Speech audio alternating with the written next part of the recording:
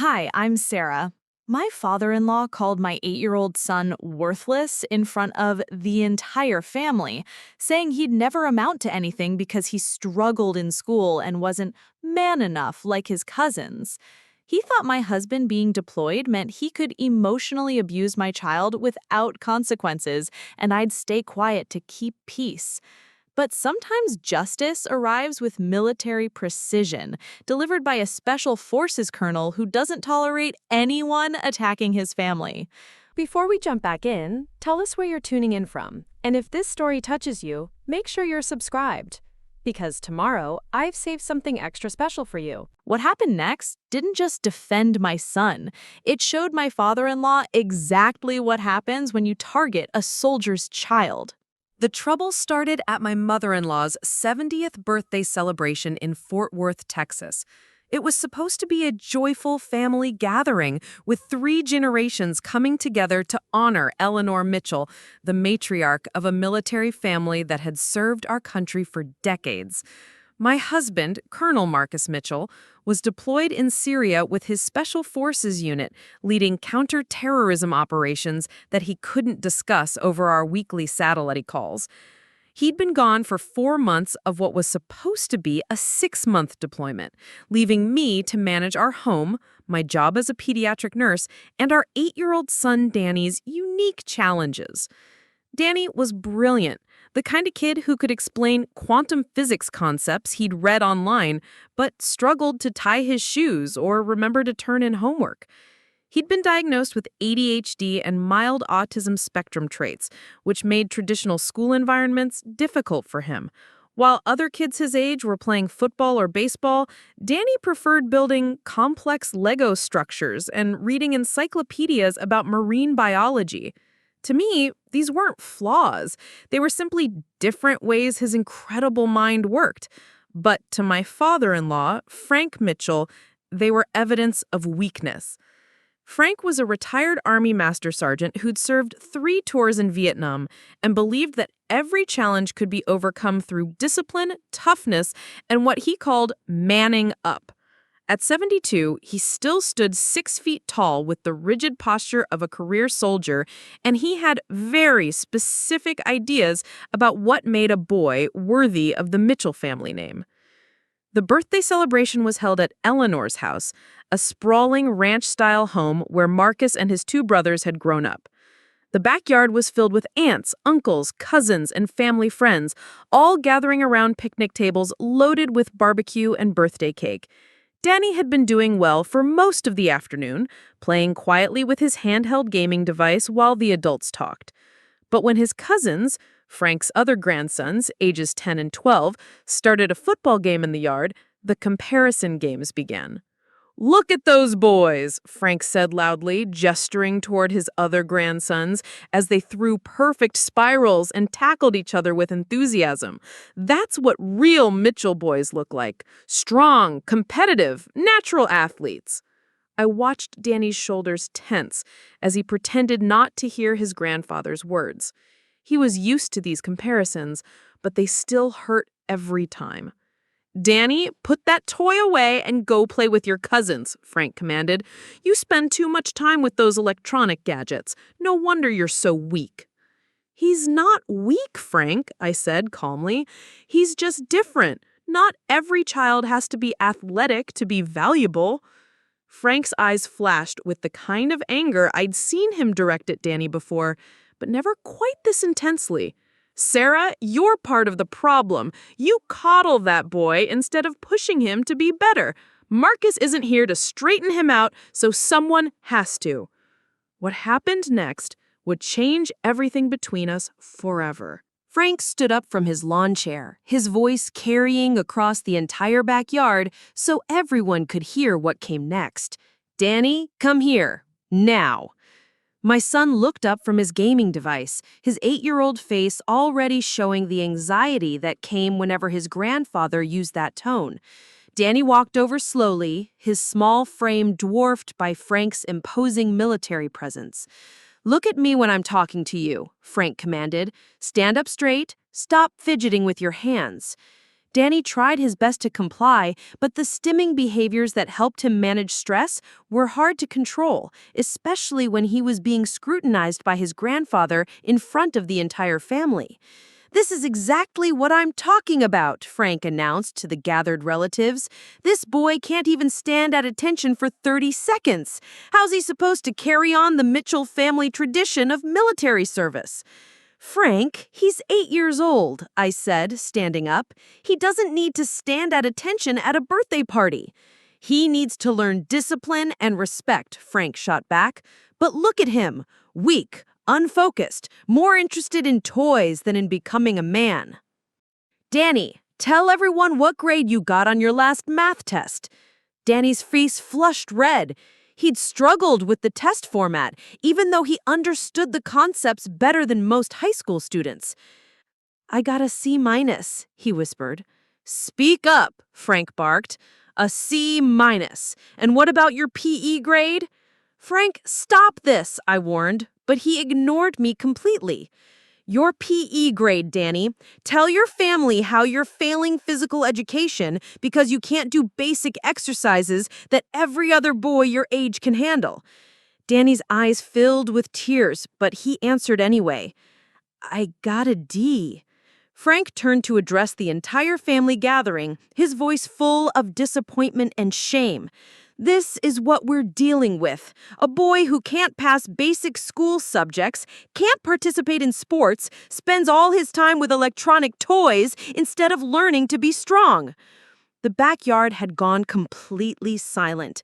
25 family members watched as Frank systematically tore down an 8-year-old child in front of everyone. "You know what the real problem is?" Frank continued, his voice rising. "This boy is worthless. Absolutely worthless. He's a disgrace to the Mitchell name and everything this family stands for." The word "worthless" hit Danny like a physical blow. I watched my son's face crumble as his grandfather's cruel assessment echoed across the yard. "Frank Mitchell, that's enough." I stepped forward, but the damage was already done. "No, Sarah, it's not enough. Someone needs to say what everyone's thinking. Marcus is overseas fighting for this country, while his son sits at home proving he's too weak and pathetic to carry on our family legacy. This boy will never amount to anything. He's defective." Eleanor gasped audibly. Several aunts and uncles looked shocked at Frank's cruelty, but no one spoke up to defend Danny. The family had learned over the years that confronting Frank usually made things worse. Danny broke. My 8-year-old son burst into tears and ran into the house, leaving behind a yard full of relatives who had just witnessed a child being emotionally destroyed by his own grandfather. "Now look what you've done," Frank said, turning his anger on me. "You've raised a crybaby who can't handle honest feedback about his shortcomings." "Honest feedback? You just called an 8-year-old child worthless in front of his entire family. That wasn't feedback, that was abuse." "That was reality. And if Marcus were here, he'd agree with me. That boy needs to be toughened up, not coddled by his mother who thinks participation trophies and gentle encouragement will somehow make him into a man." I looked around at the family members who had witnessed this attack on my son. Some looked uncomfortable, others seemed to agree with Frank's assessment. No one was rushing to Danny's defense. "If you think my husband would ever treat his son that way, you don't know your own son at all," I said quietly. "I know Marcus respects strength and discipline. What I just saw was neither." As I went inside to comfort my devastated child, I realized that Frank wasn't just being cruel. He was making a calculated statement about Danny's place in the family hierarchy. And he'd done it while Marcus was thousands of miles away, unable to defend his son. Over the following weeks, Frank's campaign against Danny intensified. What had started as a public humiliation at the birthday party became a systematic effort to correct my son's behavior through criticism and shame. Frank began showing up at our house unannounced, claiming he was checking on the family while Marcus was deployed. But his real purpose was to continue his assault on Danny's self-esteem. "Danny, why are you reading inside on a beautiful day?" Frank would demand. "Real boys should be outside throwing footballs, not hiding indoors with books about fish." He's learning about marine biology, I'd defend. He knows more about ocean ecosystems than most college students. Preparing and narrating this story took us a lot of time, so if you are enjoying it, subscribe to our channel. It means a lot to us. Now back to the story. Book learning doesn't make a man, Frank would reply dismissively. Physical strength and mental toughness do. This boy has neither. The attacks became more frequent and more specific. Frank would arrive during Danny's homework time and criticize his study habits, his handwriting, his inability to sit perfectly still while concentrating. He'd comment on Danny's clothes, his haircut, the way he walked. Stand up straight, boy. Stop dragging your feet like some kind of weakling. In my day, children had proper posture and discipline. The worst part was how Frank would involve other family members in his campaign. During Sunday dinners at Eleanor's house, he'd make pointed comparisons between Danny and his cousins. "Look at Jake and Tyler," he'd say, gesturing to Danny's athletic cousins. "Those boys are natural leaders. They're tough, competitive, everything you'd want in the next generation of Mitchell men." Then there's Danny. He'd let the sentence hang in the air, the implication clear. Frank also began questioning my parenting in front of the extended family. "Sarah's too soft on that boy. She makes excuses for every failure instead of pushing him to improve. Marcus should have married someone who understood how to raise a strong son." The criticism extended to everything about Danny's personality and interests. When Danny showed his grandmother a complex Lego spaceship he'd built, Frank dismissed it as toys for babies and suggested he should be learning to fix car engines instead.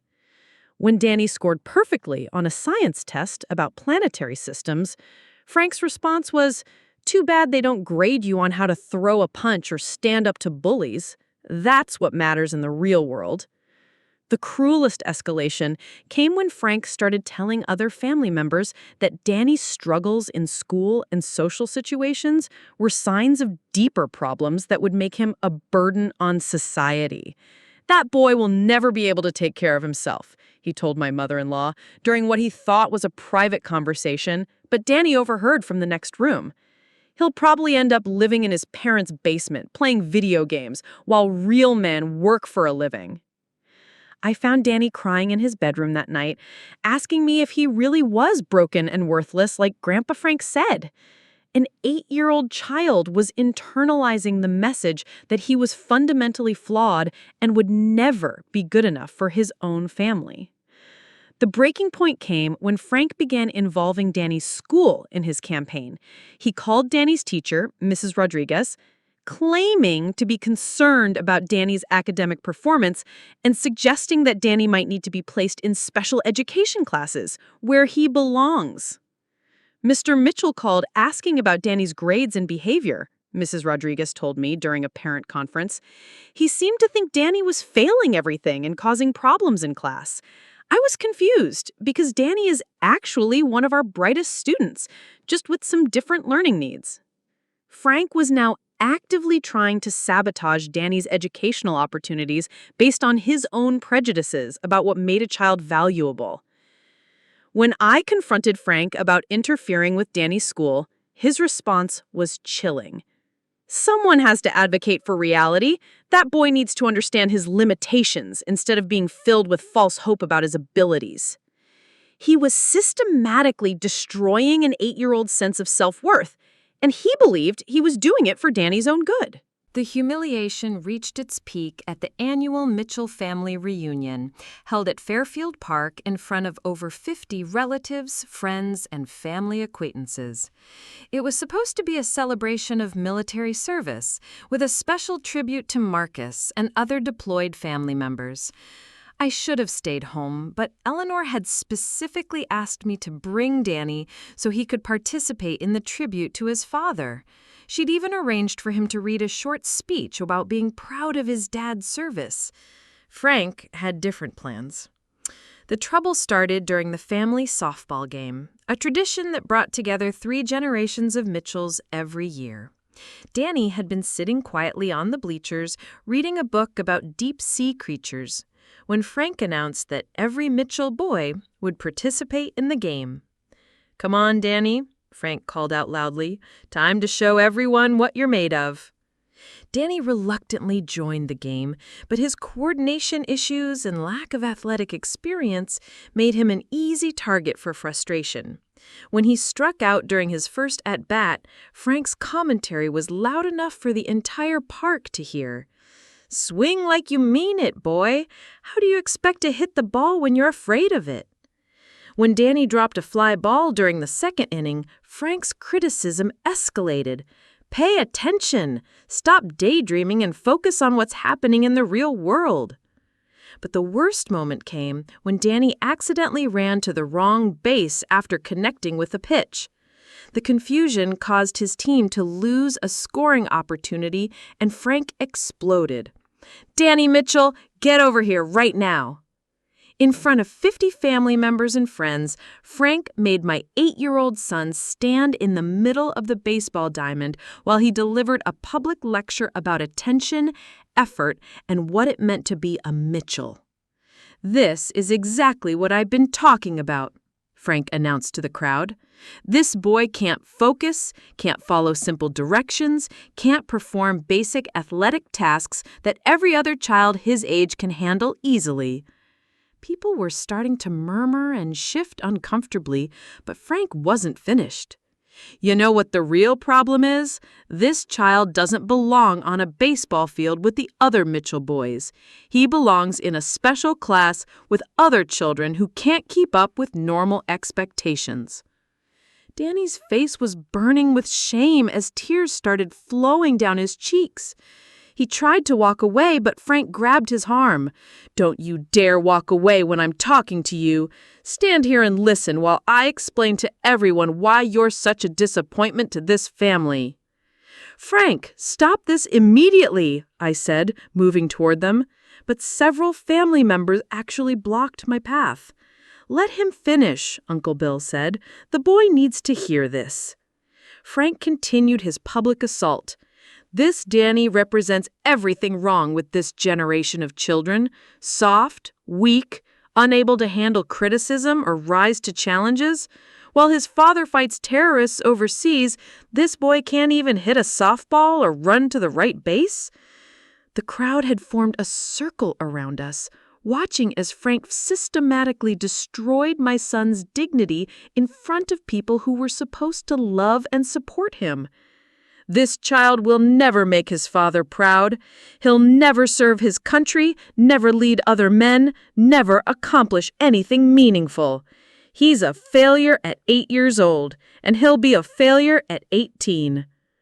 Danny was sobbing now, but Frank kept going. "Look at him crying like a little girl. This is what happens when mothers coddle their sons instead of teaching them to be men. This boy is worthless, and everyone here knows it." The word worthless echoed across the park, and I watched my son's spirit break completely. He collapsed to his knees in the dirt, overwhelmed by the public humiliation and the weight of his grandfather's hatred. That's when I realized that more than half the family members watching were nodding in agreement with Frank's assessment. They weren't horrified by the abuse, they were supporting it. My son was being destroyed by his own family, and they thought he deserved it. The breaking point came 3 days after the family reunion, when Marcus called for our weekly video chat. It was supposed to be routine check-in, but I could see immediately that something was different in his expression. "Sarah, I got a call from my father yesterday," Marcus said, his voice tight with concern. "He's worried about Danny. Says the boy is having serious problems that you're not handling properly." My heart sank. Frank had gotten to Marcus before I could explain what was really happening. "What did he tell you?" I asked, dreading the answer. "He said Danny had a complete meltdown at the family reunion, couldn't handle basic activities with his cousins, and that you're enabling his behavioral problems instead of getting him proper help." Marcus paused, studying my face through the satellite connection. "He thinks Danny might need to be evaluated by a military psychologist." I felt like I was drowning. Frank had carefully crafted his story to make it sound like Danny was having psychological problems that required intervention while positioning himself as the concerned grandfather trying to help a troubled family. Marcus, that's not what happened. Your father publicly humiliated Danny in front of 50 people. He called our 8-year-old son worthless and made him cry in front of the entire family. The silence that followed was devastating. I could see Marcus processing this information, but I also saw doubt in his eyes. Sarah, I know my father can be tough, but he loves Danny. He's worried about the boy's future. Maybe Danny does need some structure and discipline while I'm gone. Structure and discipline? I couldn't believe what I was hearing. Marcus, your father is emotionally abusing our child. He's told Danny that he's worthless, that he'll never amount to anything, that he's a disgrace to the family name. Those sound like exaggerations, Sarah. Dad said you've been overprotective lately, that you're seeing problems where they don't exist. I stared at my husband through the screen, realizing that Frank's manipulation had reached even across the ocean to Syria. Marcus was thousands of miles away, relying on secondhand information, and Frank had made sure his version reached Marcus first. You think I'm lying about what your father did to our son? I think you're stressed about managing everything alone, and maybe you're misinterpreting Dad's attempts to help. He said Danny couldn't handle a simple softball game, that he broke down crying over normal childhood activities. Frank had reframed the abuse as Danny's failure to cope with ordinary situations, making it sound like our son had mental health issues, rather than acknowledging that he'd been systematically torn down by his grandfather. Marcus, Danny came home from that reunion asking me if he really is broken and worthless like Grandpa Frank says. An 8-year-old child shouldn't have to question his own worth because his grandfather is cruel to him. Maybe Dad's approach is harsh, but Sarah, if Danny can't handle criticism or disappointment, how is he going to survive in the real world? How is he going to be strong enough to face challenges? I felt something break inside me. My own husband was suggesting that emotional abuse was necessary to prepare our child for life's difficulties. I think you should consider Dad's suggestion about the psychological evaluation. If Danny is struggling this much with normal family interactions, maybe he needs professional help. What he needs is protection from your father's cruelty. Sarah, you're being dramatic. Dad's not cruel. He's trying to help Danny become stronger. Maybe you're too close to the situation to see it clearly. The conversation ended with Marcus suggesting I consider Dad's perspective and think about what's best for Danny's development. He hung up, believing that our son needed psychological intervention, not that his father needed to stop abusing his grandson. That night, I sat in Danny's bedroom watching him sleep, knowing that even my husband had turned against us. Frank had successfully convinced Marcus that Danny was the problem, that I was overprotective, and that his harsh treatment was actually helpful. I was completely alone in protecting my child from his own family. Marcus was supposed to be my partner, my support, the person who would help me defend our son. Instead, he'd become another voice questioning whether Danny was worth defending. Frank had won completely. He'd turned my husband against me and made our son believe he was worthless, all while positioning himself as the concerned grandfather trying to help a troubled family. For the first time since this nightmare began, I wondered if maybe everyone was right. Maybe I was overreacting. Maybe Danny really did need to be tougher. But then I looked at my sleeping child and remembered that he was only 8 years old. That night, after my devastating conversation with Marcus, I made a decision that would change everything. I was done being Frank's victim and allowing my son to be destroyed by someone who claimed to love him. If Marcus thought I was being overprotective and dramatic, then I'd show him exactly what his father was doing to our child. I would document everything, gather evidence, and build a case that even a deployed Special Forces colonel couldn't dismiss. I started by setting up a voice recorder on my phone. Every interaction between Frank and Danny would be captured, every cruel comment and demeaning statement preserved as evidence. I also began keeping a detailed journal of Frank's visits, noting the dates, times, and specific language he used when attacking my son. My first opportunity came 2 days later, when Frank arrived unannounced, as had become his pattern. Danny was working on a science project about coral reefs, excited about presenting it to his class.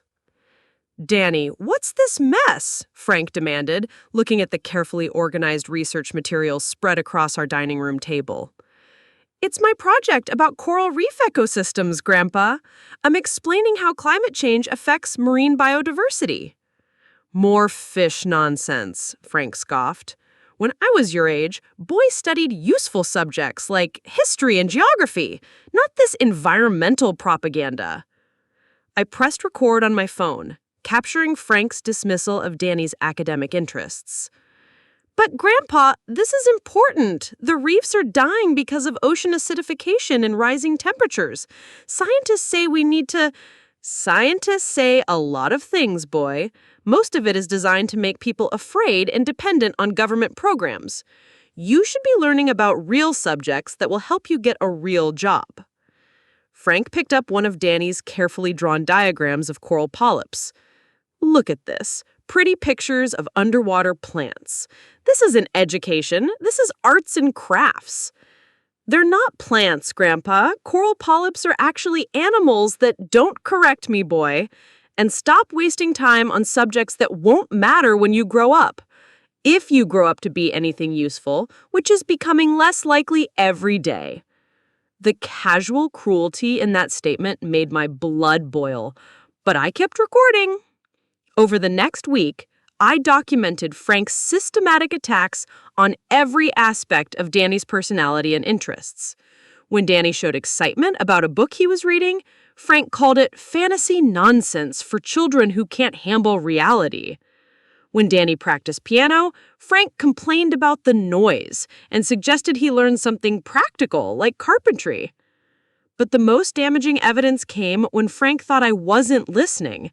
He'd arrived early for Sunday dinner and found Danny alone in the living room working on math homework. "Still struggling with basic arithmetic, I see," Frank said, looking over Danny's carefully drawn algebra concepts. "I'm actually working on algebra concepts, Grandpa. My teacher said I'm ready for advanced math." "Your teacher is lying to you to make you feel better about being slow. Danny, you need to understand something important about your place in this family." I quietly moved closer to hear Frank's next words, my phone recording everything. "You will never be as smart as your cousins, as strong as your cousins, or as successful as your cousins. The sooner you accept that you're the weak link in this family, the easier your life will be." Danny's voice was small when he responded. "But Mom says I'm smart in different ways." "Your mother lies to you because she feels sorry for you. Everyone in this family knows you're defective, Danny. We just don't say it out loud because we feel bad for you." I had captured Frank telling an 8-year-old child that his entire family considered him defective and only tolerated him out of pity. But I needed more than just audio evidence. I needed to show Marcus the full scope of what his father was doing. So I began researching Frank's own background, looking for patterns of behavior that might explain his cruelty toward Danny. What I discovered was shocking. Frank had been dishonorably discharged from the army after multiple incidents of abusing soldiers under his command. The records were sealed, but I found newspaper clippings from the 1970s describing complaints against a Master Sergeant Frank Mitchell for excessive disciplinary measures and psychological harassment of enlisted personnel. Frank had been destroying vulnerable people his entire life, and now he was using the same tactics on his own grandson. I finally had the evidence I needed to prove that this wasn't about making Danny stronger. It was about Frank's compulsive need to dominate and destroy anyone he perceived as weak. With Frank's recorded confessions and military records secured, I knew I needed more comprehensive evidence to show Marcus the full scope of what his father was doing. If I was going to challenge a Special Forces colonel's trust in his own father, I needed proof that would be impossible to dismiss or rationalize. I started by reaching out to Danny's teacher, Mrs. Rodriguez, to document the academic interference Frank had attempted. When I explained that I was gathering evidence for my deployed husband, she was more than willing to help. "Mrs. Mitchell, I'm so glad you're addressing this," she said during our private meeting. "Your father-in-law's calls were deeply concerning. He wanted me to recommend Danny for remedial classes, despite the fact that Danny tests at a high school level in science and reading comprehension." "What exactly did he say?" "He claimed Danny was mentally deficient and suggested that keeping him in regular classes was setting him up for failure. He even asked me to document behavioral problems that don't exist." Mrs. Rodriguez pulled out a file. I kept notes because his requests seemed so inappropriate. She showed me Frank's specific demands: that Danny be moved to special education classes, that his academic achievements be downplayed in reports, and that any positive feedback about his intelligence be removed from his permanent record. "He was trying to sabotage Danny's educational future," I said, stunned by the calculated nature of Frank's interference. "Absolutely. And when I refused to comply, he threatened to report me to the school board for enabling a learning-disabled child's delusions of adequacy."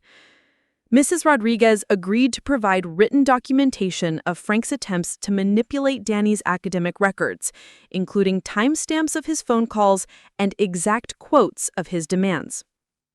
My next step was reaching out to other family members who might have witnessed Frank's behavior over the years. I called Marcus's aunt Linda, who lived in California and rarely attended family gatherings. "Sarah, I'm so glad you called," Linda said when I explained why I was reaching out. "I've been worried about Frank's treatment of children in our family for decades." "Decades?" "Frank did the same thing to Marcus when he was young. Constant criticism, impossible standards, emotional manipulation designed to break down his confidence. The only reason Marcus survived it was because he was naturally athletic and academically gifted enough to meet Frank's demands." My heart sank as I realized Marcus might not even recognize Frank's behavior as abuse because he'd been conditioned to see it as normal family interaction. What about Marcus's brothers? David left for college at 16 and never came back for more than brief visits. Michael joined the Navy immediately after high school and has barely spoken to Frank since. They both found ways to escape, but they carry the scars. Linda explained that Frank had systematically targeted every child in the family who showed signs of being different, sensitive, or challenging to his rigid worldview. Danny wasn't his first victim. He was just the latest in a long line of children Frank had tried to correct through emotional abuse. "I have journals from when the boys were young," Linda offered. "I documented Frank's behavior because I was thinking about reporting him to child services, but Eleanor always defended him and the family closed ranks." Linda agreed to send me copies of her journals, which detailed Frank's psychological warfare against children in the Mitchell family. But my most important discovery came when I contacted Marcus's former commanding officers to verify Frank's military service record. What I learned was even worse than I had imagined. Colonel James Patterson, who had served with Frank in Vietnam, was willing to speak candidly about Frank's history. Frank Mitchell was relieved of command after multiple incidents of psychological abuse against his own men, Colonel Patterson told me over a secure phone line. He had a pattern of targeting soldiers he perceived as weak and systematically breaking them down through humiliation and verbal assault. The private, a young private from Texas, kid was brilliant but struggled with the physical demands of military life. Frank made it his personal mission to toughen him up through constant harassment and public humiliation. The private attempted suicide after Frank told him he was worthless and would never be a real soldier. The parallel to what Frank was doing to Danny was terrifying. He was using the same tactics that had driven a young soldier to attempt suicide. Frank was discharged quietly to avoid scandal, but he was never supposed to be around vulnerable people again. The fact that he's been allowed access to children is deeply disturbing. Colonel Patterson agreed to provide official documentation of Frank's military misconduct, including the sealed records that detailed his pattern of psychological abuse. I now had a comprehensive case file, audio recordings of Frank's cruelty, documentation of his academic sabotage attempts, testimony from family members about his decades-long pattern of child abuse, and military records proving he'd been discharged for the same behavior he was now directing at Danny. The evidence was overwhelming and undeniable. Frank wasn't a concerned grandfather trying to help a troubled child. He was a documented psychological abuser who had been targeting vulnerable people his entire life. It was time to present this evidence to Marcus and demand that he protect his son from his own father. As I was preparing my evidence package for Marcus, I received a phone call that would reveal the true scope of Frank's destruction. It was from Dr. Elena Vasquez, a child psychologist in San Antonio, who had treated several children from military families. Mrs. Mitchell, I hope you don't mind me reaching out. I got your number from Linda Mitchell, who said you were investigating Frank Mitchell's treatment of children in your family. My heart raced. Dr. Vasquez, how can I help you? I've been treating a young patient whose grandfather has been systematically destroying his self-worth through emotional abuse. When Linda described your situation, I realized we might be dealing with the same perpetrator. You're treating one of Frank's victims? A 10-year-old boy named Tyler, Frank's grandson from his daughter's side of the family. Tyler's been in therapy for 6 months after developing severe anxiety, depression, and suicidal ideation, all stemming from his grandfather's psychological abuse. I felt sick. Frank had been simultaneously destroying multiple grandchildren while positioning himself as a concerned family patriarch. Tyler's mother brought him to me after he tried to hurt himself because his grandfather told him he was worthless and would never be a real man. The parallels to what Linda described about Danny are terrifying. Dr. Vasquez explained that Tyler had been subjected to the same systematic campaign of emotional abuse: constant criticism, public humiliation, comparison to more successful cousins, and deliberate sabotage of his academic and social development. But there's something else you need to know, Dr. Vasquez continued. Frank has been researching ways to have Tyler removed from his parents' custody. He's been documenting what he calls evidence of the child's mental instability and his parents' inadequate care. My blood ran cold. What kind of evidence? Frank secretly recorded Tyler's emotional breakdowns after their interactions, then edited the recordings to remove his own verbal abuse while keeping Tyler's crying and distress. He's been presenting these edited recordings to relatives as proof that Tyler is mentally unstable. The sophistication of Frank's manipulation was staggering. He was creating false evidence to support narratives that would give him more control over the children he was abusing. He's also been calling Child Protective Services anonymously, reporting Tyler's parents for neglect based on the psychological damage he's been causing. It's a perfect closed loop. He abuses the child, documents the resulting trauma, and then uses that trauma as evidence that the parents are unfit. I realized Frank might be planning the same strategy with Danny. The suggestion about psychological evaluation, the interference with school records, the deliberate documentation of Danny's distress, it was all building towards something bigger. Dr. Vasquez, has Frank succeeded in getting custody of Tyler? Not yet, but he's been persistent. He's convinced several family members that Tyler needs to live with him for proper discipline and structure. He's positioned himself as the solution to problems he created.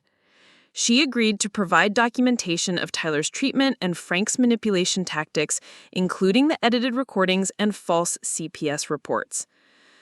But Dr. Vasquez's most shocking revelation was yet to come. Mrs. Mitchell, Tyler isn't Frank's first victim in that family either. I've been contacted by 2 other therapists who treated Frank's victims over the past 15 years. There's a pattern going back decades. Frank targets sensitive children, systematically destroys their mental health, then uses their resulting trauma to gain custody or control while maintaining his reputation as a concerned family patriarch. Some of those children are adults now. Several have agreed to speak about their experiences if it will help protect other children from Frank's abuse. I was looking at evidence of a decades-long pattern of child psychological abuse that had destroyed multiple young lives. Frank had perfected a system of targeting vulnerable children, breaking them down through systematic emotional abuse, then using their resulting trauma to gain control while positioning himself as their savior. Danny wasn't just being bullied by his grandfather, he was being systematically destroyed by a documented predator who had refined his techniques over decades of practice. The evidence was no longer just about protecting Danny. It was about exposing a long-term child abuser who had been operating under the protection of family loyalty and military respect. I arranged an emergency video call with Marcus, marking it as urgent family security threat, to ensure he'd take it seriously despite his demanding deployment schedule. When his face appeared on screen, I could see the exhaustion from weeks of Special Forces operations, but also immediate concern. "Sarah, what's the emergency? Is Danny hurt?" "Marcus, I need you to listen to everything I'm about to show you without interrupting. Your son is in danger, but not from the source you think." I'd prepared a comprehensive presentation that would be impossible to dismiss. Starting with the audio recordings, I played Frank's voice telling Danny he was defective and worthless, capturing every cruel word that had been spoken to our 8-year-old son. Marcus's face went white as he heard his father's voice systematically destroying his child's self-worth. "Jesus Christ," he whispered. "When was this recorded?" "Last week. There are hours more like this." I continued with the documentation from Dr. Vasquez about Tyler and the other victims, showing Marcus that this wasn't isolated cruelty, but part of a decades-long pattern.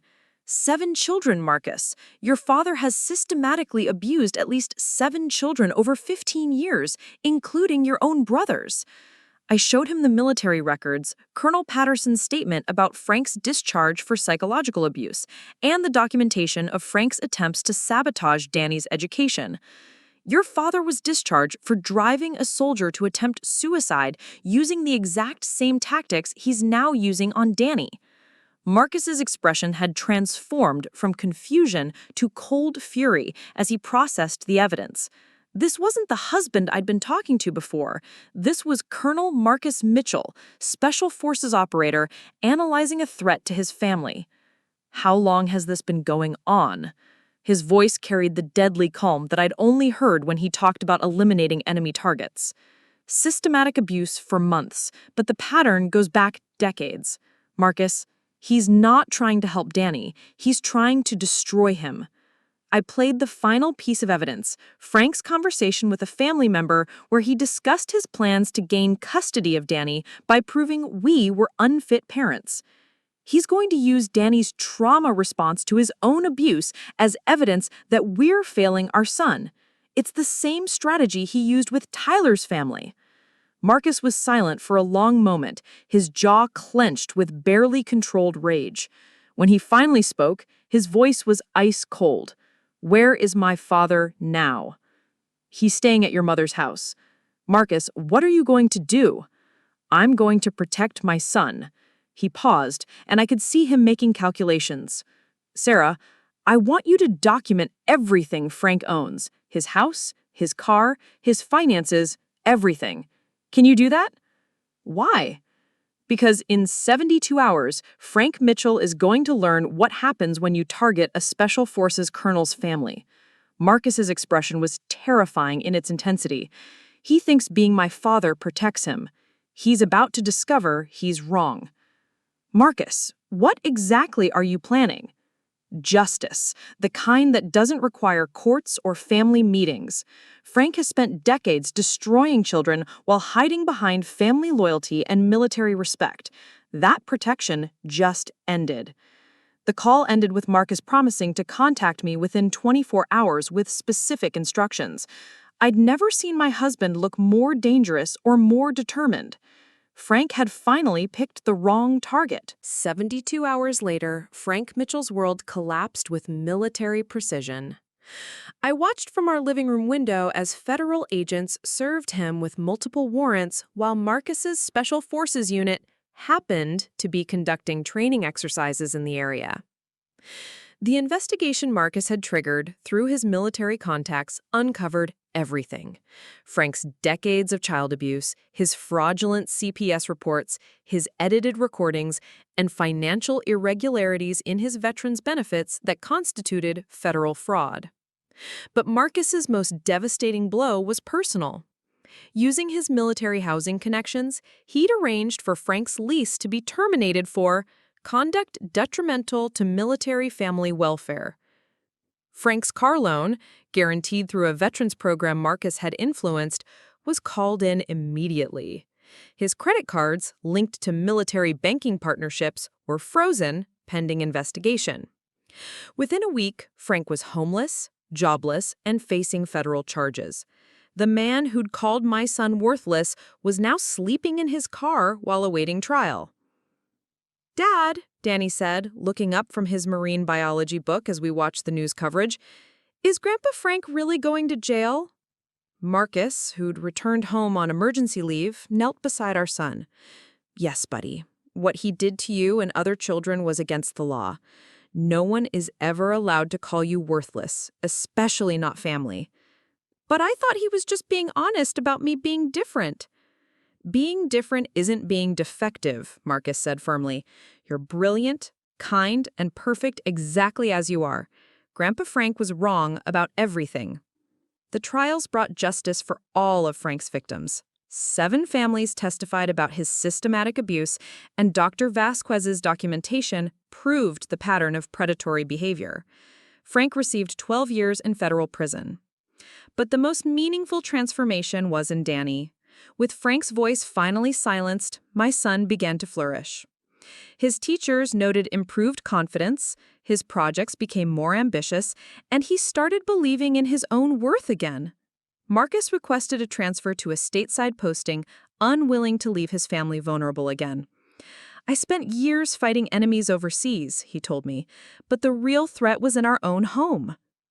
As I tucked Danny into bed one night, he asked, "Mom, why did Grandpa Frank hate me so much?" "He didn't hate you, sweetheart. He was a broken person who hurt others because he was hurting inside. But that's never an excuse for cruelty." "Will I be safe now?" "Always," I promised. "Your father and I will always protect you." Sometimes the greatest threats to our children come from within our own families. But sometimes, when that threat is exposed, justice arrives with the full force of those who truly understand what it means to protect the innocent. Frank learned the hard way. Never target a soldier's child. Up next, you've got 2 more standout stories right on your screen. If this one hit the mark, you won't want to pass these up. Just click and check them out. And don't forget to subscribe and turn on the notification bell so you don't miss any upload from us.